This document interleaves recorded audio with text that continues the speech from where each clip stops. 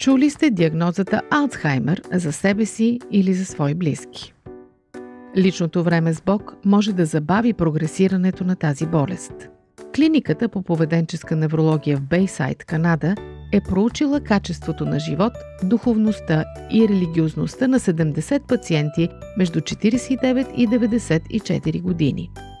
Установило се, че при пациенти с Алцхаймер по-интензивният личен религиозен живот и духовност водят до по-бавна когнитивна деградация.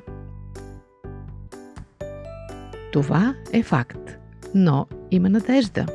Включете редовни размишления, молитва и четене на Библията в своя режим и ще подобрите функционирането на мозъка си. Ще забавите умствената деградация.